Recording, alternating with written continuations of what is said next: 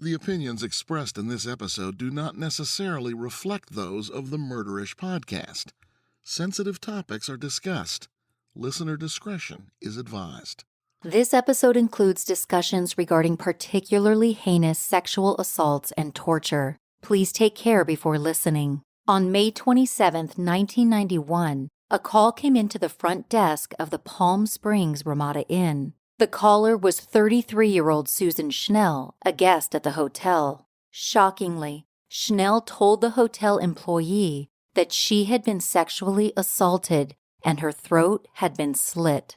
When first responders arrived, paramedics stabilized Schnell enough to transport her to Desert Hospital. She was in critical condition, but fortunately, she survived. Police quickly arrested her attacker in the parking lot of the hotel. When investigators questioned the man about the attack on Schnell, they got much more than they bargained for.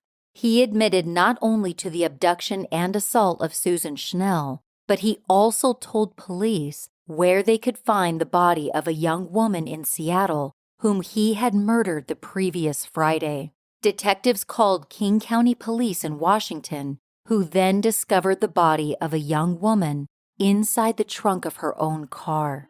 This is Jamie, and you're listening to Murderish. Join me as I walk you through the case of Holly Washa.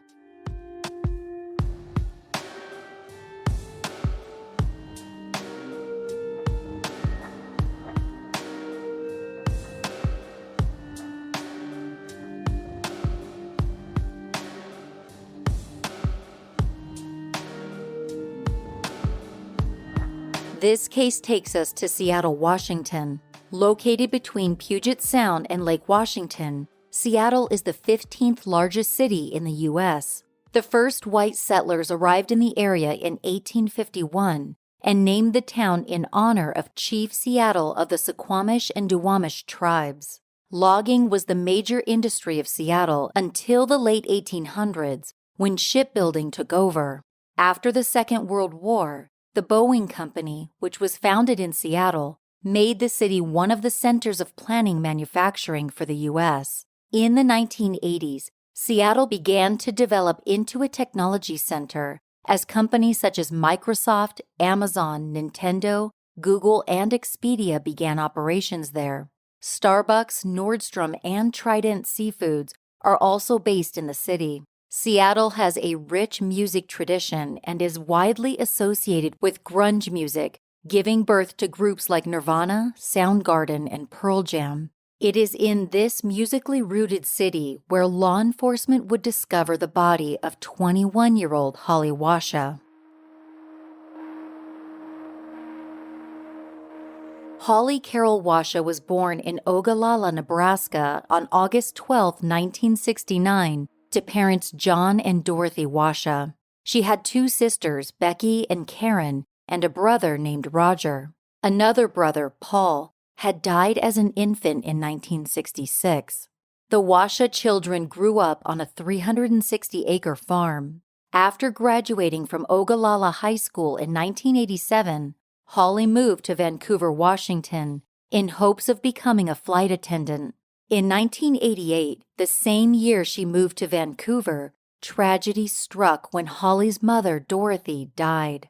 After her mother's death, Holly moved forward with pursuing her career goal. She took a 3-month course at the International Air Academy in Vancouver, but after finishing the course, she struggled to land a job with the airlines. At that point, Holly moved to Burien, Washington, a suburb of Seattle, where she got a job as a housekeeper at a motel. She later found work as a dispatcher at Telecommunications Inc., a cable TV company. On May 23, 1991, 21-year-old Holly Washa was leaving the Wyndham Garden Hotel near the SeaTac Airport in Seattle. She had just quit her part-time housekeeping job and was pulling out of a parking space when she saw a man trying to get her attention. When she stopped, the man walked up to her car and pointed at one of her tires, as if he was trying to tell her she had a flat. Then, he suddenly opened the car door, pulled out a knife, and forced his way into Holly's car. He held the knife to her throat and told Holly to drive or she was dead. The man grabbed Holly's purse and started looking through it for money. He had her drive to the bank and then forced her to write him a check for the balance in her bank account. He then asked Holly about her and her roommate's schedules and where they worked. He made Holly call in sick to work so no one would try contacting her when she didn't show up. The man had her drive to a store where he purchased a pair of handcuffs. Before he went inside, the man tied Holly up in her car so she wouldn't escape while he was away. Then, Holly's abductor took her to the Shadow Motel on South 176th Street, where, for the next 34 hours, he repeatedly tortured and sexually assaulted her. Horrifying details of Holly's assault emerged later. During the assault, Holly's attacker noticed that she was looking at the door of the motel room. He thought she might be planning to escape, so he made her move from being face up to face down. He handcuffed her hands behind her back, gagged her mouth, and proceeded to whip her. The day following the assault, the man took Holly to her apartment while her roommate was at work. He searched the home for valuables and found some blank checks belonging to her roommate. He tried to cash them, but the bank refused to honor them because the signatures didn't match. This made the man angry, and afterward, he took Holly back to the motel, tied her to the bed, handcuffed her hands behind her back, and sexually assaulted her again. This time, however, the torture intensified. The man penetrated Holly with a bottle. He then proceeded to do something very odd and extremely brutal, something that would surely be a focus point for any professional seeking to know who this perpetrator was and what made him tick. The man shaved Holly's pubic hair and put a hairdryer up to her vagina, breasts, and abdomen, causing burns. Then, he cut the end of an extension cord off and used the live end to shock Holly. That evening, Holly's abductor drove her to the parking lot of a travel agency. He handcuffed her with hands behind her back and told her to get into the trunk. The man took his knife out and slashed Holly 3 times in the throat, chest, and abdomen. He then strangled her. When he was done, the man closed the trunk of Holly's car and started to walk away until he noticed Holly's blood leaking from the trunk. Spooked by this, the man got back into Holly's car and drove it to the parking lot of a budget park-and-ride. He then walked off, leaving Holly to die. Her killer had a flight to catch back to California. On May 20th, a few days before he abducted Holly, her killer met a woman on a plane during his flight to Seattle, 33-year-old Susan Schnell. In a fake Australian accent, he told her that he was a home designer. Schnell gave the man her phone number, and they made plans to meet at the SeaTac airport, where she would be stopping for a layover before returning to California. The two of them hit it off during dinner and made plans to get together in Palm Springs, California, the weekend after. After she returned to California, Schnell received a call from the man, and the two of them made arrangements to meet on Saturday. She had no idea at the time that the man was calling from the motel room where Holly, whom he had been torturing and sexually assaulting for hours, was tied up in a bed next to him. On Saturday, Schnell and the man drove to Palm Springs to do some sightseeing. The next day, they were staying at a Ramada Inn together. In their hotel room, the man offered to give Schnell a back rub. Suddenly, he jerked her arms behind her and told her not to scream. Still, Schnell screamed, and the man cut her throat. During the attack, Schnell said the man told her he just needed money. He used tampons and pantyhose to stop the blood from coming out of her neck. He then shaved her pubic hair and raped her. After he finished, he forced her to write a check to him for $4,000. When the man saw that his victim was bleeding heavily from her throat, he left to buy bandages. Upon his return, The man tried to gag Schnell by putting a sock in her mouth, but stopped when she began coughing up blood. He left their hotel room again, with Schnell tied to the bed. While he was gone, she was able to reach the phone and call the front desk. When help arrived, Schnell was rushed to the hospital, and her attacker was arrested in the parking lot of the hotel as he returned from the store. In custody, the violent man was identified as being 33-year-old Cal Coburn Brown. As it turned out, Brown had a lot to say to investigators as he was being questioned about the attack on Susan Schnell.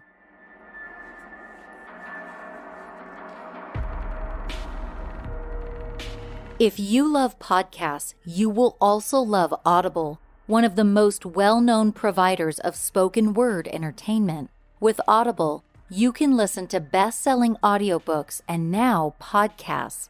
I've been listening to audiobooks on Audible for years. One of my favorites was Leah Remini's book titled Troublemaker: Surviving Hollywood and Scientology. I love that I can listen to my favorite books while doing laundry, working out, or during a long commute. I also love that unlike reading a book, with Audible, you can sometimes hear books narrated by the author, which makes it much more of a personal experience. I'm really excited about the newly launched Audible Plus, where I can access even more content from select originals to audiobooks, podcasts, and exclusive series. The seemingly endless library includes so many great genres like comedy, suspense, true crime, fitness and wellness, and more. You get all of this entertainment with one simple app, and you can listen on many different devices, including Alexa. I'm always on the go, which leaves little time to sit down and read a book. Audible allows me to binge so many great titles and get things done at the same time. Visit audible.com/murderish or text murderish to 500-500 to start your free 30-day trial. That's audible.com/murderish or text murderish to 500-500.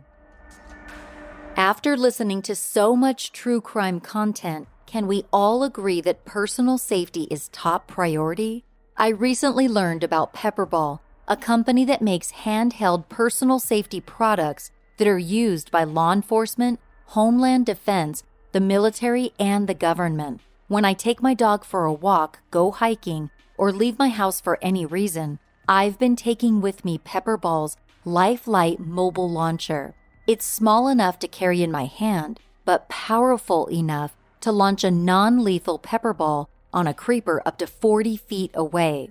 The food-grade irritant will stick around for about 15 minutes, more than enough time to get to safety. By my bedside, I keep Pepperball's larger Lifelite launcher, which holds 5 non-lethal rounds. There's an LED flashlight on it, so I'm sure to hit my target. Pepperball even makes a compact safety product that is the perfect size for your purse, merce, fanny pack, or whatever you carry. And don't worry, Pepperball's products look nothing like a gun, so you can feel safe taking them just about anywhere. For those of you who aren't into guns but still want to know you're protected, Pepperball has got you covered. For kick-ass personal safety products, visit pblifelite.com and enter code MURDERISH10 for a 10% discount in the new year. That's pblifelite.com. Enter code MURDERISH10 for 10% off in the new year. The arresting officer, Lieutenant Glenn Haas of the Cathedral City PD, said that when he saw Brown in the parking lot of the Ramada Inn, there was only a couple of directions he could go. I ran out, and there was a man walking down Palm Canyon as if it was an early morning stroll. Handcuffed him, found the weapon in his pocket, still had blood on it, still stained. This according to an article at kpsplocal2.com dated September 10, 2020.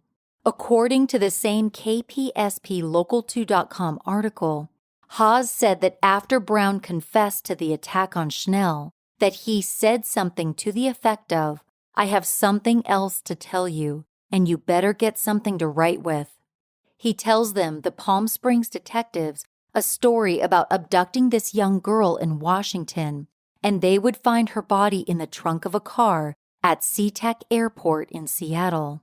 Police soon learned that Brown had a prior criminal record of assault with a deadly weapon, grand theft, attempted assault, attempted murder, aggravated mayhem, torture, false imprisonment, and robbery. They also found out that he had just been paroled in March after serving time for sexual assault. Brown admitted to the attack, abduction, and sexual assault of Susan Schnell, as well as the murder of Holly Washa in Washington. He told the officers he killed Holly so he wouldn't leave any witnesses behind. He said he abducted her because he needed the money. As it turned out, Brown needed money in order to catch a flight back to California to spend time with Susan Schnell.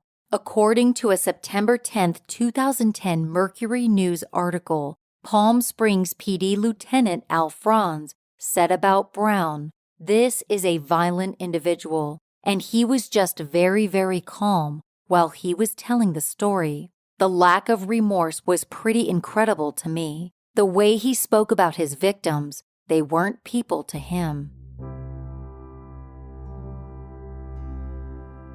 In 1983, Cal Brown, then 25 years old, was taking classes at Oregon State University in Corvallis.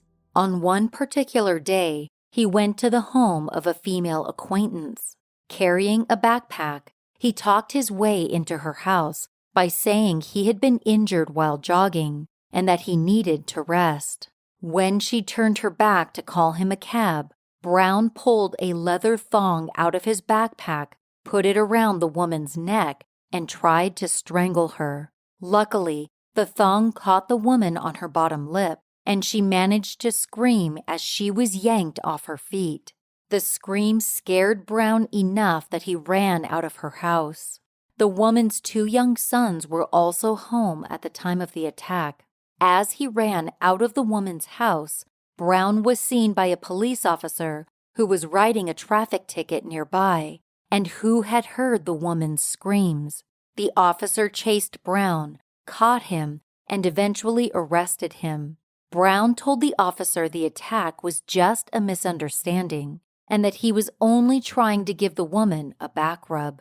The officer searched the backpack Brown had with him, and inside, he found a leather thong along with a knife and a roll of duct tape. Brown was charged with assault, attempted rape, and attempted murder. At his trial in 1984, Brown was convicted of assaulting the woman but acquitted of attempted murder and attempted rape. Benton County, Oregon District Attorney Peter Sandrock, Jr. spoke about the acquittal of the higher charges. According to a Longview Daily News article dated May 30, 1991, DA Sandrock said, "Anytime you've got an attempted crime, you've got to show the jury what might have happened. It's a speculative endeavor for them. They weren't willing to take that jump." Brown received a psychological evaluation which concluded in a diagnosis of antisocial personality disorder.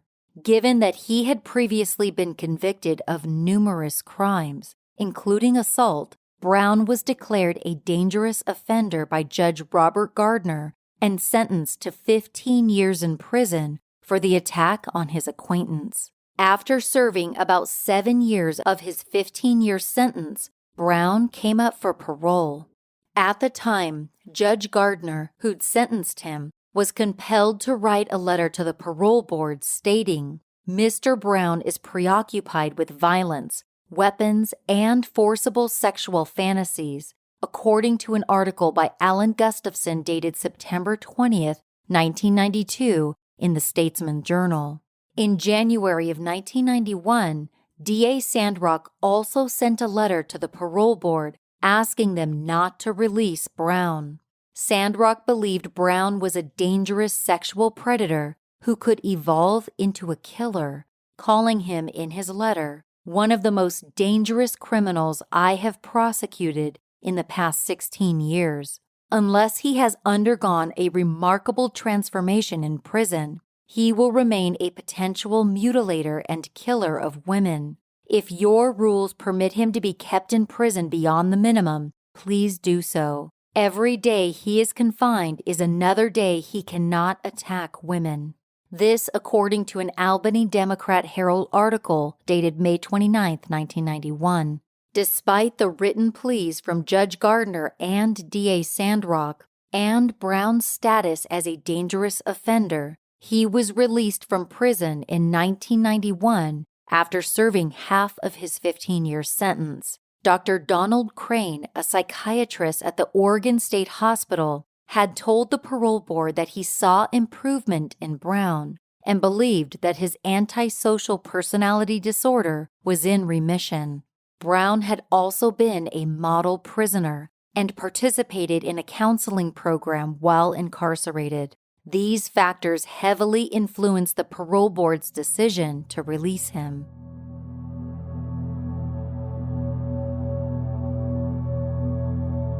After Brown was granted parole, he rented an apartment and again signed up for classes at Oregon State University. He was assigned to parole officer Larry Wibbenmeyer, who specialized in the supervision of sex offenders.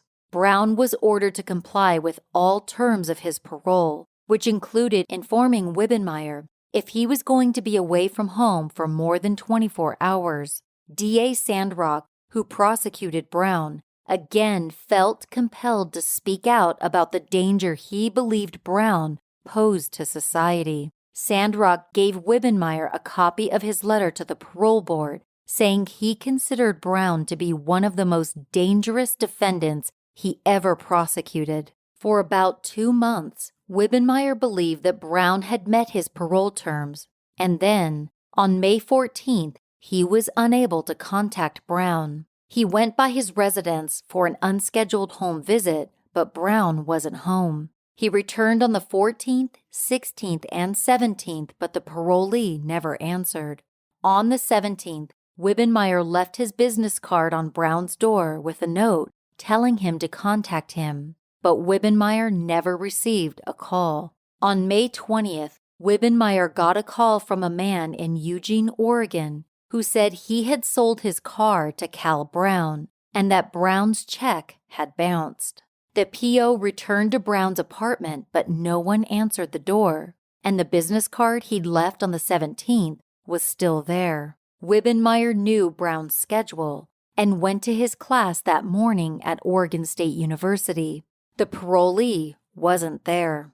Wibbenmeyer asked his supervisor about applying for a warrant for Brown's arrest, but was told there probably was not enough evidence yet to show that Brown had violated his parole. Wibbenmeyer went back to Brown's apartment that afternoon and left a note asking him to call him immediately.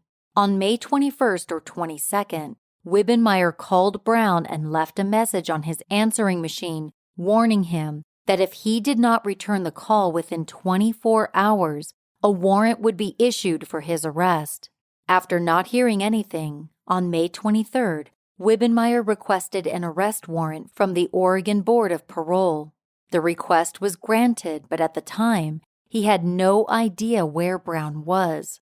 It would later be learned that Brown had abducted and murdered Holly Washa during the time he could not be located by his parole officer.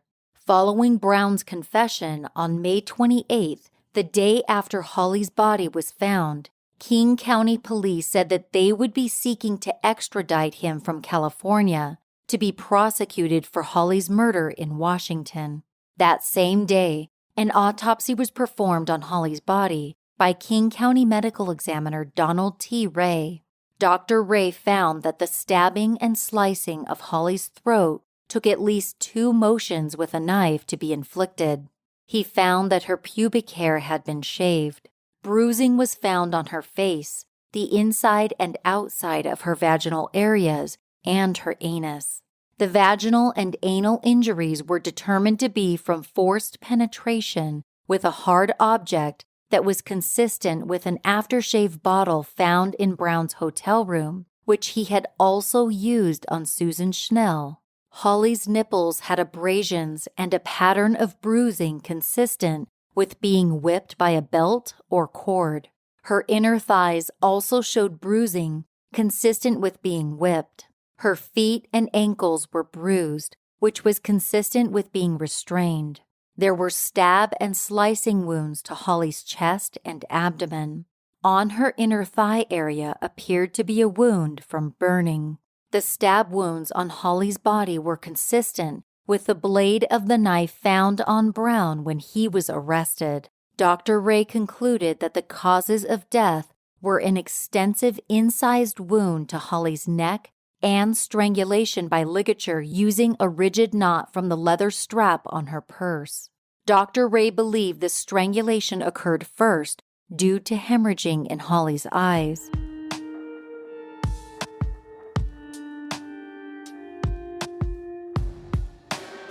On June 10th, King County Prosecutor Senior Deputy Al Matthews told reporters that his office had charged Brown with aggravated murder. If convicted, the admitted murderer would receive a sentence of either death or life without the possibility of parole. In 1991, aggravated murder was the only crime in the state of Washington that carried the possibility of a death sentence.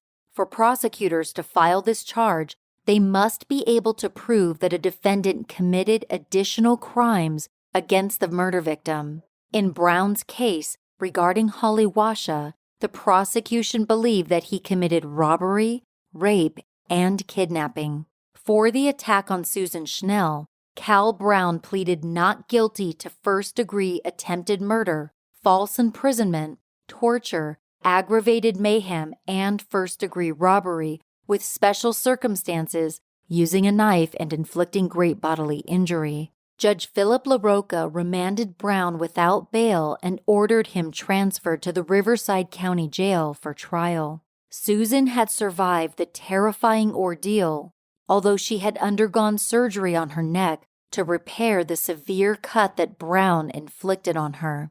By August 30th, Brown had changed his tune and pleaded guilty to all charges for the attack on Schnell in exchange for a plea deal.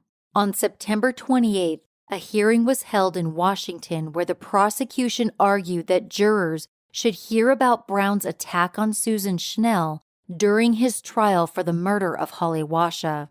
Prosecutor Teresa Fricke said that Holly's murder was related to the attack on Schnell because Brown admitted that he had abducted Holly to get money for the plane ticket he needed to meet with Susan in California.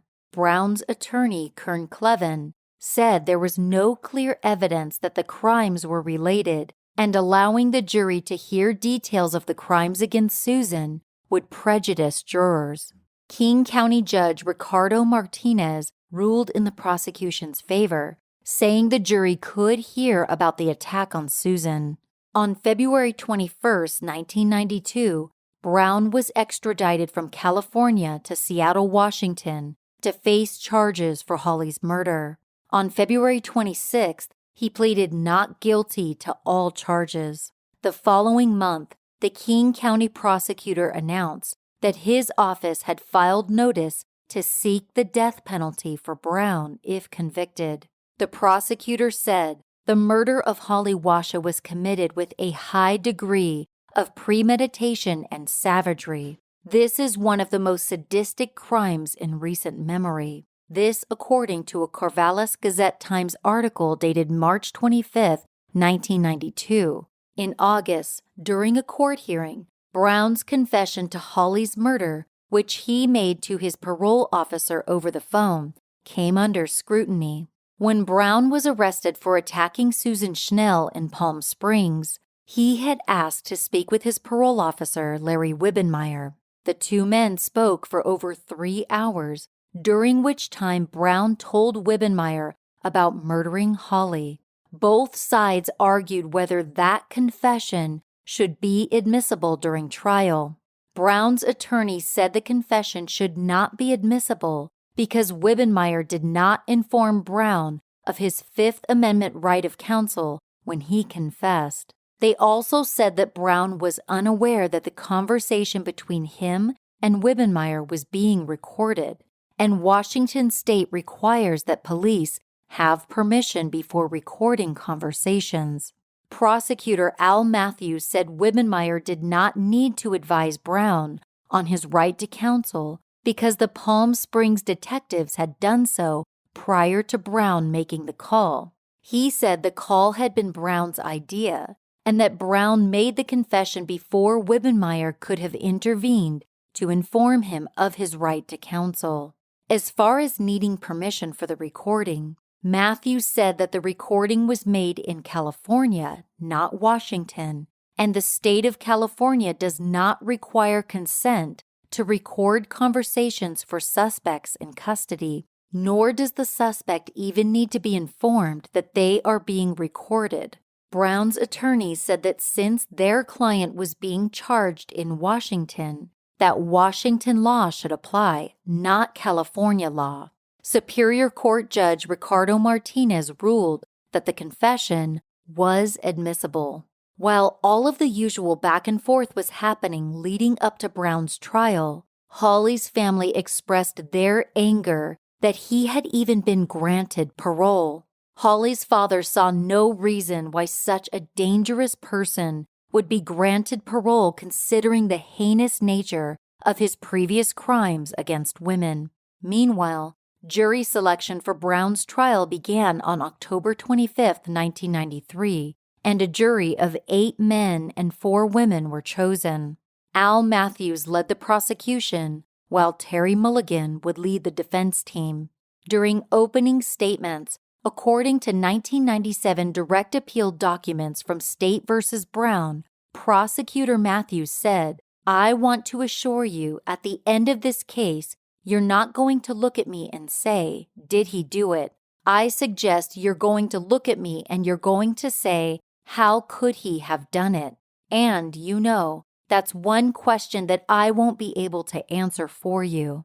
I don't have to answer it all for you. I can't imagine how any one person could have done this to Holly Washa or to any other living human being. How could he have done it?" During the defense's opening arguments, Mulligan asked for a mistrial because of Matthews' statement, saying it was used to appeal to the emotions of the jury. The motion was denied. With Brown's confession being ruled admissible, his defense team had to concentrate on trying to save their client's life and have him convicted of a lesser charge than aggravated murder. Medical examiner Dr. Donald T. Ray, who performed the autopsy on Holly's body, testified to her wounds and the similarities to those Brown inflicted upon Susan Schnell in California. On December 6th, Susan Schnell was called as a witness. The defense objected to her testimony, claiming it was inadmissible and prejudicial. The prosecution countered, saying it was admissible due to the similarities of the attacks on both women and that the probative value outweighed any prejudice it might have on the jury. Prosecutor Matthews said the attack on Susan would show Holly's attack was intentional and premeditated because Brown admitted that he robbed Holly because he needed money for a plane ticket to meet with Susan in California. He also said her testimony would show the aggravating factors committed by Brown necessary for the aggravated murder charge. Judge Martinez ruled that Susan's testimony would be admissible. However, he did want the jury to limit what they took from it. Before Schnell testified, Judge Martinez told the jury that they should only consider her testimony in relation to whether the crimes committed against Holly were premeditated, intended, and towards the aggravating factors needed for a conviction of aggravated murder. On the witness stand, Schnell described to the jury how she and Brown met on a plane from Ontario, California to Seattle. Then they met at the Seattle airport for drinks and made plans to meet up in Palm Springs to spend Memorial Day weekend together. She said that while they were in the hotel room in Palm Springs, Brown began to give her a back rub and suddenly jerked her arms back and told her not to scream. As soon as she screamed, he slit her throat. She described the sexual assault, which was very similar to Brown's assault on Holly, except that he left to get bandages for her neck and Schnell was able to call for help. The prosecution pointed out similarities in the attacks on both women, which were: both women were sexually assaulted while incapacitated with handcuffs attached to a motel-hotel bed. Both were sexually assaulted and tortured in similar ways. He forced both women to write checks to him, and he used the same knife to threaten both of them, slashing and stabbing Holly to death with it, and slashing Schnell's throat. During closing arguments on December 8th, prosecutor Teresa Fricke told the jury not to buy the defense's argument that Cal Brown committed these crimes due to his abusive childhood. According to a December 9, 1993 Lincoln Star-Journal article, Fricke told the jury, "We should not even think about negotiating with Cal Brown. He didn't allow Holly Washa to negotiate. She didn't get to negotiate for her life. She didn't get to negotiate for her money. And she did not get to negotiate for her dignity. You should refuse any thought of negotiating with Cal Brown." The defense objected to the prosecutor's remarks during their closing arguments, asking again for a mistrial, saying that the prosecution was again appealing to the jury's emotions. Once the jury was let out of the courtroom, Judge Martinez heard both parties and ruled that the remarks made by Fricke were reasonable, and he had instructed the jury that the remarks were not evidence. During trial, prosecutors had played audio of Brown's statements to police in Palm Springs, describing his assault, torture, and murder of Holly. They said in closing arguments that his own words in that confession to his parole officer, Larry Wibbenmeyer, proved that Holly's murder was premeditated, which was required for Brown to be convicted of aggravated first-degree murder. One of the defendant's attorneys, Lynn Marie Hupp, disagreed, saying that her client's actions showed that Holly's murder was a spur-of-the-moment act, claiming that based on Brown's own words, he panicked, and killing Holly was not his original intention. With that, Brown's fate was left in the jury's hands as they began deliberating on December 9th. The following day, they had reached a verdict.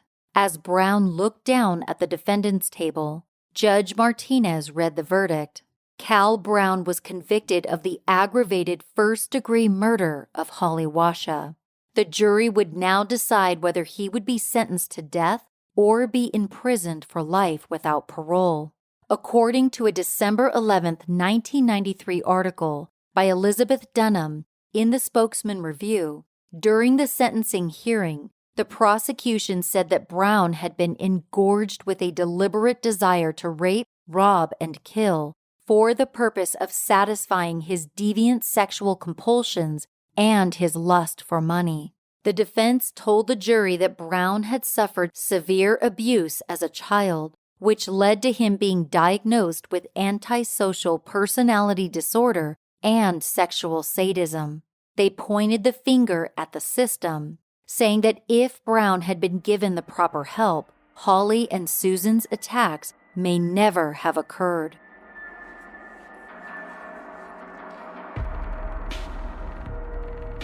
Like many of you, I've been working from home for months now, so I get to wear jeans to work. Although jeans are my favorite wardrobe staple, they are not always comfortable. Until I discovered Beta brand yoga denim. Let me tell you about my skinny leg 4-pocket Beta brand yoga denim. These have become one of my favorite pairs of jeans because they fit like a glove, they go with anything, and the added bonus, they feel like yoga pants. Trust me, you could do a downward dog followed by a cartwheel and land it without ever pulling at these jeans to readjust. Beta brand has figured out how to make high-end jeans that look great and are comfortable enough to wear all day without pulling at the waistline. Beta brand has so many other styles to choose from, like their staple dress pant yoga pants that don't wrinkle easily, are just as comfortable as yoga pants, but completely stylish and office appropriate. They even have really cute Soho joggers that'll come in so handy as we've all been dressing more casually lately. Every single style of pants Beta brand makes are centered around helping women look their best while also feeling comfortable and confident. Right now, my listeners can get 30% off their first Beta brand order when you go to betabrand.com/murderish.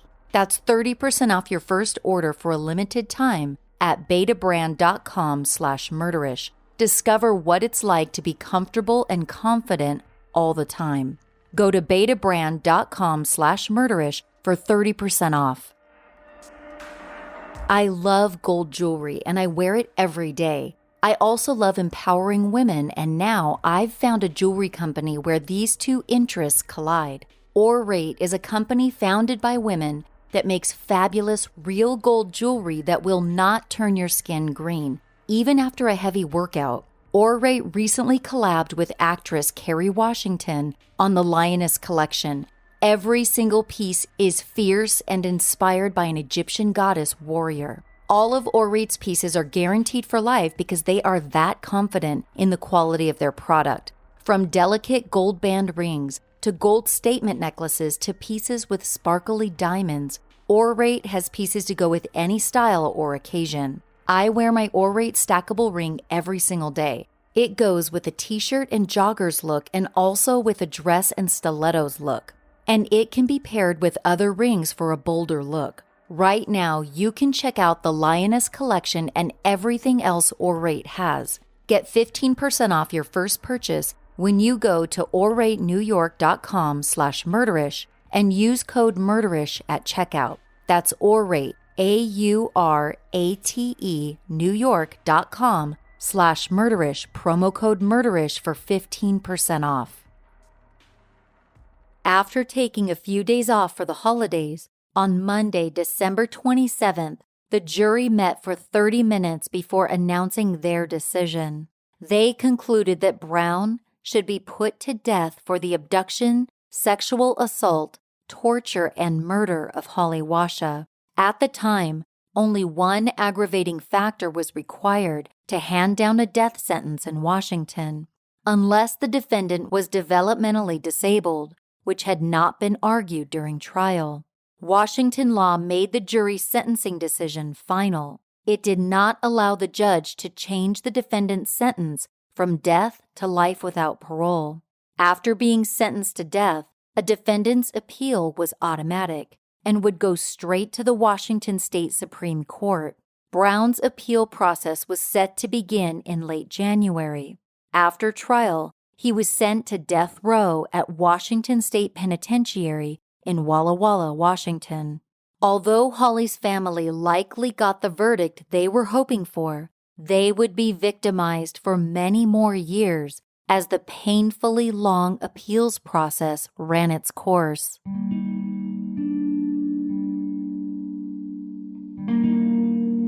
When the jurors were asked later, they said that on December 23rd, before they broke for their holiday break, there was only one holdout for life without parole. Once they met on Monday morning, the 12th juror had joined the others and changed from life without parole to death. Jurors pointed out afterward that the recording of Brown's confession played for them during trial helped them decide on death. In the audio, jurors heard Cal Brown laughing while he described torturing Holly and detailing the things he did to her. The foreperson said guilty was the only verdict he could choose with the evidence presented. He said they took 3 votes before sending a message that they had reached a verdict. All 3 votes were 12-0 for death. On January 28, 1994, Brown's official sentencing hearing was held. Before Judge Martinez announced the sentence, Brown's attorneys filed motions to declare the death penalty unconstitutional, to vacate his death sentence, and to order a new trial. Once Judge Martinez denied the defense's motions, he formally sentenced Cal Brown to death. This would be the start of a years-long appeals process. Brown's first automatic appeal was argued to the Washington State Supreme Court on June 27, 1996. His attorneys presented 16 arguments they believed were errors of law made by the trial judge. On July 24, 1997, the Washington State Supreme Court issued its ruling, rejecting all 16 of Cal Brown's arguments. With that, his death sentence was upheld. In March of 1998, Brown's attorneys filed a writ of certiorari to the U.S. Supreme Court to hear his appeal, but the court declined to hear the case. Judge Martinez signed Brown's death warrant on April 8, 1998, and set his execution to take place on May 13th. Brown's defense team immediately filed an appeal, which was automatic per Washington law. The appeal would delay Brown's execution for at least 2 years. After Brown's state appeals had been exhausted, his attorneys petitioned for a writ of habeas corpus with the U.S. District Court for the Western District of Washington. The petition was denied. On July 14, 2005, Brown's attorneys filed an appeal with the Ninth Circuit Court of Appeals against the Washington State Penitentiary. They had 2 main arguments, one of which was that 3 prospective jurors were improperly dismissed for cause. In particular, one juror said he believed in the death penalty, but thought it should only be used in severe situations. He thought it was proper when the defendant may later be released and hurt someone again, and that he could consider the death penalty if he was told that it was an option. The court ruled that the trial court properly dismissed 2 of the jurors, but that the 3rd juror's dismissal violated Brown's 6th and 14th Amendment rights.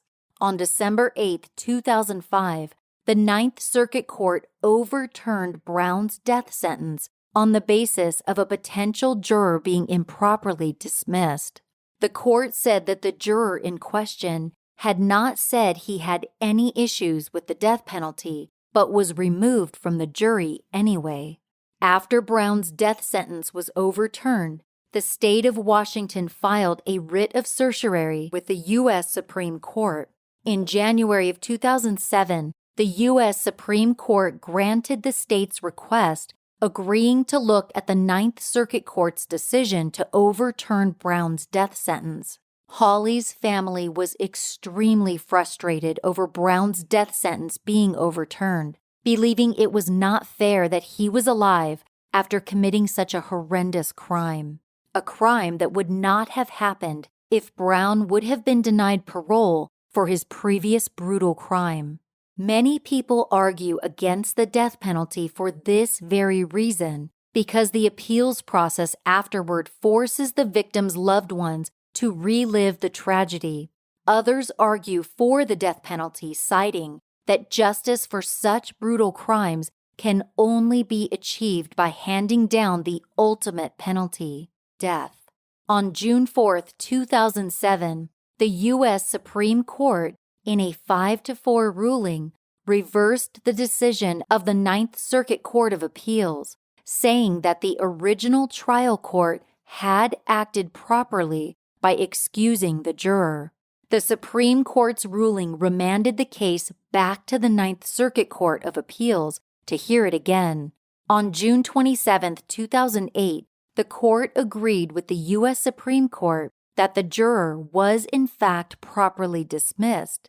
With that decision, Brown's death sentence was reinstated. His execution was scheduled for March 13, 2009. Brown appealed again, this time to the Washington State Supreme Court and the Thurston County Superior Court. This appeal granted him a temporary stay of execution by the U.S. federal court until his appeals were decided. On March 9th, the Washington State Supreme Court denied Brown's petition for a stay of execution. Jeff Ellis of the Washington Coalition to Abolish the Death Penalty agreed that Brown's crimes against Holly Washa were horrible, but said that his mental illness should be taken into consideration for his sentence. King County Prosecutor Dan Satterberg strongly disagreed, saying, "I've been in the prosecutor's office for 25 years, and I've seen a lot of shocking things. But looking at Cal Brown's sadistic torture spree, really it is about the worst case I've ever seen. The question is whether it's sufficient to warrant leniency." This thinks quite the opposite. His behavior warrants the most serious penalty we can impose. This according to a Longview Daily News article by Shannon Denini, dated March 9, 2009. Back in 1994, Brown had been diagnosed with bipolar disorder, formerly known as manic depression, is characterized by extreme mood swings. However, most studies do not show an increased violence among people with bipolar disorder alone, unless they are in a severe manic episode. When people diagnosed with bipolar disorder also suffer from another mental illness that includes psychosis, such as schizophrenia, or abuse drugs and/or alcohol, the chance of violence and/or criminal activity can increase significantly. On March 11th, 2 days before his scheduled execution, the Thurston County Superior Court denied Brown's request for a stay of execution. He filed yet another appeal with the Washington State Supreme Court, joining 2 other inmates in their lawsuit claiming the 3-cocktail protocol used by the state of Washington constituted cruel and unusual punishment due to the pain it caused when injected into a person's veins. On March 12th, the Washington State Clemency and Pardons Board met to determine whether or not to recommend to Washington Governor Christine Gregoire to grant clemency to Brown. It was only a recommendation. The governor was not bound by any decision the board might make. The board split 2-2 on whether or not to recommend clemency, so no recommendation was made either way. Holly's family had called into the meeting asking the board not to recommend clemency because they did not want any more delays. Cal Brown also called into the meeting to tell the board how sorry he was.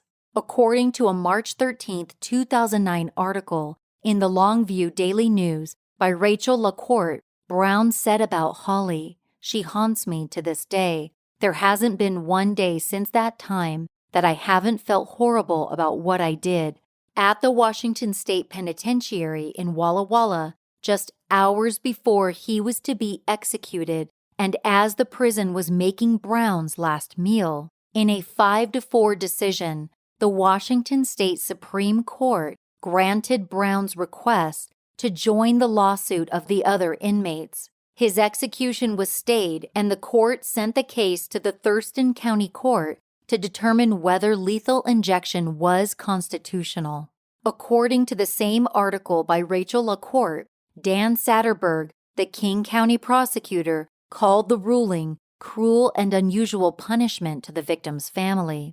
Holly Washa's family had driven 2 days from their home in Ogallala, Nebraska, to Seattle to witness Brown's execution. They had planned to hold a press conference afterward. On March 31st, another wrench was thrown into the equation. All 4 members of the Washington lethal injection team resigned, saying they were afraid their names would be made public. Attorneys for the 3 inmates who had filed suit were challenging their qualifications and had requested records for the 4-person team, saying they needed to review them to make sure all were qualified. On July 28, 2010, the Washington State Supreme Court ruled unanimously that Brown's execution could proceed because the state's lethal injection protocols had changed. An execution date was set for September 10th. In a news release, King County Prosecutor Dan Satterberg said, "It is time to respect the jury's verdict reached more than 16 years ago." Cal Brown's sadistic and predatory crimes rank him among the worst of the worst criminals in our state, and there can be no doubt against his guilt. If we are serious about having a death penalty in the state of Washington, then it is time to carry out that sentence. Further delay cannot be justified. This according to a July 28, 2010 article by Scott Sundy at seattlepl.com. On August 1, 2010, U.S. District Judge John C. Coffenauer denied yet another appeal from Brown's defense team wanting to challenge the qualifications of the lethal injection team for the new one-injection protocol, saying other courts had already answered this question. Brown, however, was not done fighting. He appealed to the Washington State Supreme Court and the Ninth U.S. Circuit Court of Appeals for an emergency stay of execution. On Saturday, September 4th, the Ninth Circuit Court denied his request. His appeal was based on the argument that his death sentence should be reversed because it did not take into consideration his bipolar disorder. On Tuesday, September 10th, 3 days before his scheduled execution, Brown appealed to the U.S. Supreme Court for a stay of execution. He challenged Washington's new one-drug lethal injection protocol, the authority of the Department of Corrections to obtain the drug, as well as the qualifications of the execution team. On the morning of September 8, 2010, a King County Superior Court judge who had ruled that Brown's bipolar disorder diagnosis did not make him unfit to stand trial, upheld her previous ruling. Governor Chris Gregoire later released a statement that said she was denying clemency to Brown. That afternoon, the Washington State Supreme Court denied Brown's request for an emergency stay on the basis that his mental illness was not properly considered in his trial sentencing. The only remaining hope Brown had was either that the U.S. Supreme Court would agree to hear his appeal or that he could appeal the ruling from the King County judge to the Washington State Supreme Court. The next day, September 9th, the U.S. Supreme Court announced that they had declined to hear Brown's case. The Washington State Supreme Court and the Ninth U.S. Circuit Court of Appeals also both declined to stay his execution. Holly Washa's family would not have to wait any longer. Brown was going to die by lethal injection.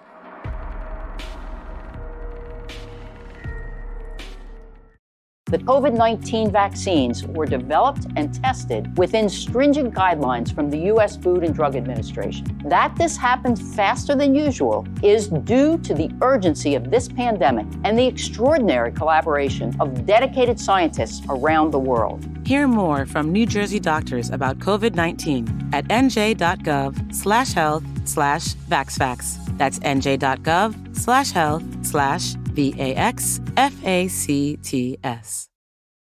On September 9, 2010, more than 16 years after he was sentenced to death for his unspeakable crimes against Holly Washa, Cal Brown was taken out of his cell and led to a holding cell above the execution chamber. He had eaten his last meal beforehand, pizza with apple pie and root beer. Brown's family did not attend, but he had spoken with them and his attorneys on the phone for a few hours.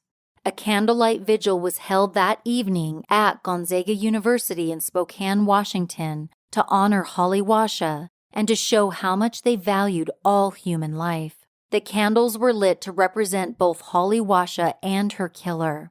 Another vigil was held in Spokane by the Peace and Justice Action League of Spokane, who met on the steps of the courthouse. Some of them stayed in the cold to wait until after Brown was executed to protest the event. Brown did not apologize to Holly's family. Instead, he said he understood how they felt about him and that he forgave them, and he did not hold any enmity toward them. He said he hoped his death would provide closure to them, saying, "I understand your feelings and your hatred for me, the actions I took against your daughter and sister. I hope the actions taken tonight give you the closure you seek." This, according to a September 10, 2010 article in the Seattle Times by Jennifer Sullivan. Brown also took the opportunity to complain about his execution compared to serial killers like Gary Ridgway, the Green River Killer, who was in prison for life without parole after pleading guilty to killing 48 women. According to a September 9, 2010 article by Shannon Denini and Nicholas K. Garenios in the San Diego Union Tribune, Brown said, "I only killed one victim. I cannot really see that there is true justice. Hopefully, sometime in the future that gets straightened out." The difference between the two killer situations was that Ridgway had not gone to trial. Instead, he accepted a plea deal that spared his life in exchange for the names of his victims and the location of their bodies. Just before the drug was administered, Brown said, "Thank you. God bless you, and God bless my family." He was dead after about 90 seconds. Holly's father, John, her brother Roger, and her sisters Becky and Karen attended the execution, traveling to Seattle from Nebraska. Her sisters sat in the front row with unopened tissue boxes. They echoed a sense of relief afterward, knowing they would never have to think about Holly's killer ever again. They had waited nearly 2 decades for full justice. In 2014, Governor Jay Inslee put a moratorium on capital punishment in Washington. It was officially abolished in 2018 when the Washington State Supreme Court determined that it violated the state constitution. Holly Washa's killer was the last person to be executed in the state of Washington. Not long after Brown's execution, Holly's paternal grandmother, Ruth Seal Washa, died at the age of 90. Holly's father, John Washa, died 3 years later in May 2013. He was 69 years old. Holly was buried in Ogallala Cemetery in her hometown of Ogallala, Nebraska, with her parents, John and Dorothy, and her brother, Paul.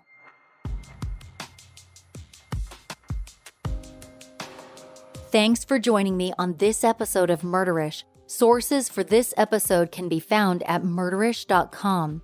Check out murderish.com if you want to buy Murderish merch like t-shirts, face masks, and more. If you can't get enough Murderish, subscribe to our Patreon service to get immediate access to bonus content only available to Patreon subscribers. There's a link to go behind the scenes and become a Patreon subscriber at murderish.com.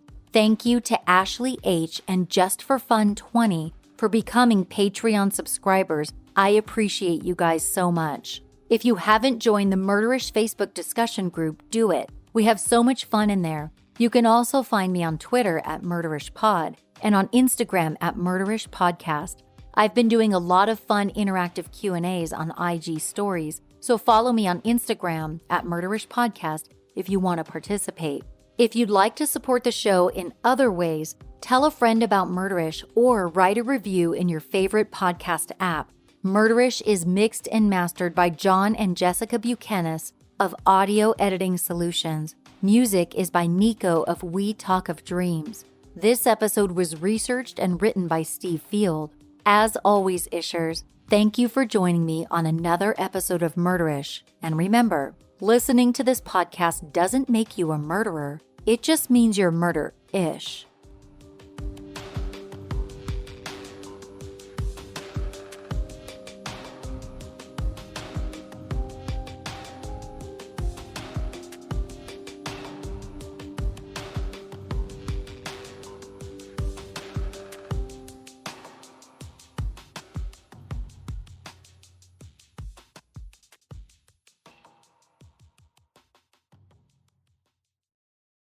The COVID-19 vaccines were developed and tested within stringent guidelines from the U.S. Food and Drug Administration. That this happened faster than usual is due to the urgency of this pandemic and the extraordinary collaboration of dedicated scientists around the world. Hear more from New Jersey doctors about COVID-19 at nj.gov/health/vaxfacts. That's nj.gov/health/VAXFACTS. It's okay to have questions about getting vaccinated for COVID-19. Wherever you are in your decision, the New Jersey Department of Health can help. Watch New Jersey doctors discuss important COVID-19 vaccine information at nj.gov/health/vaxfacts. That's nj.gov/.